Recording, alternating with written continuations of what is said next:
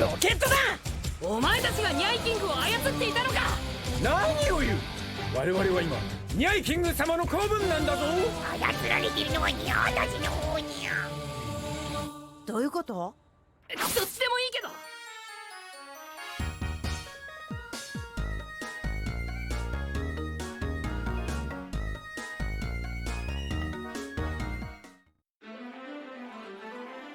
Hey everyone, it's Mark. This is my recap for Pokémon Journeys episode 127, Go and Cinderace, the place it all began. Yeah, I'm not too sure about that translation. Anyways, this was the 1212th episode of the Pokemon anime, and a very wholesome one at that. Let's break it all down. The episode starts at Wyndon Stadium because apparently Leon has asked Ash and Go to come there so he can show them something. Leon's not alone though, he's there with Professor Magnolia and Professor Sonia. Sonia is happy to see Ash, she even wants Ash to defeat Leon, which was pretty funny. Anyways, the thing that Leon wants to show them is actually a Pokemon. It's Eternatus! Whoa, this is crazy. Go flashes back to him catching Eternatus, explaining how he left it with Professor Magnolia and that it had been sealed away. But the professors explain how Eternatus is crucial for Galar's future, so they wanted to befriend Eternatus. So kind of like what Chairman Rose had in mind, but without the psychosis or megalomania. Leon says that he's been working with Eternatus and there's still more work to be done. This is when Go decides to properly give away Eternatus to Leon. I was surprised at how surprised everyone else was in this moment, but Go says Eternatus has accepted Leon and he still has a long way to go until he is at that level. With that out of the way, Ash and Leon part ways ahead of their battle tomorrow, and it was pretty funny when Leon said that Charizard will make sure he doesn't get lost, to which Go whispers, "Good luck, Charizard," under his breath. We cut to the boys walking around Wyndon, and Ash says that he's going to take it easy the day before the finals. He wants his team to be well rested ahead of their battle. Just then, Ash smells some delicious food. It's the same scones that those two had way back in episode 4 of Journeys. Cinderace pops out of its Pokeball after smelling the scones as well, and that's because this place should be pretty familiar. It's where Go and Scorbunny first met. Even the shopkeeper recognizes them, but they're interrupted by a group of Galarian Zigzagoon trying to steal someone's food. Their theft is thwarted by a group of Nickit, the same Pokemon that used to hang out with Go Scorbunny back in the day. Apparently, these guys have given up their old ways and now help protect this corner of the city, so the locals all love them. They are even nice enough to share some food with the Zigzagoon that they just confronted, so wow, they really are wholesome Pokemon now. Cinderace is happy to reunite with its old friends, and while they're sharing a big group hug, those Zigzagoon run into a mean bunch of Galarian Meowth and a Berserker. Coincidentally, Team Rocket are nearby trying to figure out how they're going to steal Ash and Leon's Pokemon tomorrow. They overhear the Zigzagoon getting mugged, and they plan on using the Meowth and Berserker to their advantage. Back at the scone shop, Go is getting all emotional about how his dreams really changed right here after he met Scorbunny. This nice moment is interrupted by the Zigzagoon running for help, and we even see the Berserkers group stealing from some other people. After a short face-off, the Berserker and Meowth run away, and Ash and Go eventually lose sight of them. The Nickit were able to keep up with them, but they run right into one of Team Rocket's traps, and are now caught in a net. Their rescue team are lost in some other part of the city by some fountain. Well, not just any fountain, this is where Go caught Sobble. And after reminiscing about how he caught the best Pokemon he has ever captured, Go sends out Inteleon, asking for its help in looking for the Nickit. Inteleon uses its special powers to pick up their trail, and they run off in that direction. Back in the alleyway, Team Rocket are reveling in their success, and this includes them thanking and praising Berserker.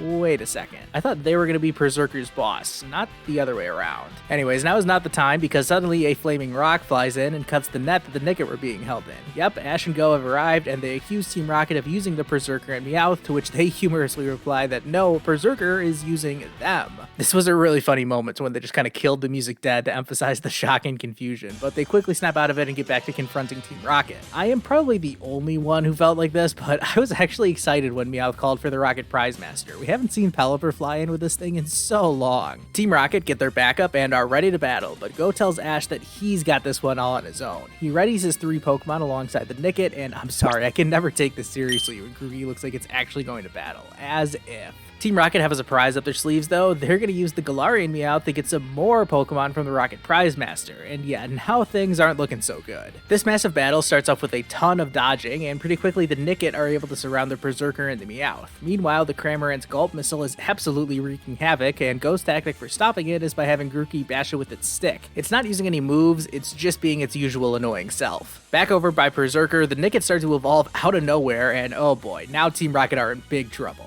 Sure enough, the Berserker and Meowth are quickly defeated, and then back over to Grookey. In another really funny moment, the Cramorant has had enough and accidentally swallows the Barraskewda. The reaction to this was so great. No one can believe what they have just seen. Cramorant swallowing the Barraskewda, all while Grookey holds its same dopey facial expression. This is enough of a distraction for Go to KO the rest of the Pokemon, and now with Team Rocket defeated, there's only one thing left to do. And after Cinderace sends a Pyro Ball over to the Thievul, who knock it around to build up momentum, Cinderace sends it flying towards Team Rocket, and for the first time in over 20 episodes, they're blasting off again. We cut back to the Scone Shop, where it's celebration time, and the Thievul even invite the Zigzagoon, Berserker, and Meowth to share this meal with them. How sweet. I thought it was hilarious that during this ever so wholesome moment, Go comments on how they're taking after Scorbunny and how it used to act as a street gang boss. That may be a bit dramatic, but it did make me laugh. Now that the day is done, Ash and Go are ready to head back to their hotel room when Go gets a message on his phone, and his expression changes quickly after he reads the message. Apparently it's from Project Mew, and they need him to leave immediately. Ash is shocked to hear this, but he quickly changes his tone and wishes his friend all the best, and they share an emotional fist bump as the episode comes to a close. Well, that was a nice, wholesome episode of Pokemon Journeys. The main plot wasn't anything groundbreaking or new, but there's still plenty to discuss. Let's talk about Leon and Eternatus. This was a weird time to include this scene. I mean, Ash did speculate that maybe Leon wanted to show them the Pokemon he would be using in the finals. Was that line of dialogue a hint that Leon may end up using Eternatus in their battle? That would be crazy if he did. I think Ash can beat Leon, but if Leon uses Eternatus, man, I don't think Ash has it in him to win. As for the main chunk of the episode dedicated to the Nickit storyline, I thought this did way more than the Go recap did last week. I love the scenes of Go remembering all the times he shared with his Pokemon, and now that culminated with him using his 3 Galar starters in this battle. I also love seeing Berserker. It's honestly one of my favorite Generation 8 Pokemon. I used one in my first playthrough of Shield. I gave it the nickname Jackson, and it was very strong and very cool. Trust me. Anyways, one of the goals of this episode was to check off as many Galar Pokemon as they could. Basically, all the Pokemon involved in the Team Rocket scuffle made their Journeys debut in this episode, and that was surely intentional. By the way, I felt very vindicated seeing the Rocket Prize Master come back. I said that there was no way it was gone forever, and I was right. I love it when I'm right. Alright, that's enough patting my own ego. Let's talk about that ending scene. Is this like Ash and Go saying their goodbyes permanently? Are Ash and Go actually going to reunite after the Masters Tournament in Project Mew, or was this it? I have so many questions about this, and I can't wait to see what happens next. Ash just lost his #1 cheerleader in the stands for his battle against Leon, but I've been saying for some time now that I think all of Ash's companions are going to be watching their friend take on Leon. I've certainly debated that in the comment section with enough people. Alright, I'm giving this episode a 7 out of 10 rating. The main plot involving Team Rocket wasn't anything new, but it was refreshing to see it after so long. The beginning and ending scenes also created a lot of intrigue, so I'm really positive about this episode overall. With that said, I'm not very positive about the next episode since it looks like it's going to be another recap. I think that's what's happening. I've said my piece on this enough times, so I'm not even going to start right now. I'll just save my thoughts for next week. Oh wait, the next episode isn't airing next week. There's going to be a week off with Journeys resuming on Friday, October 14th.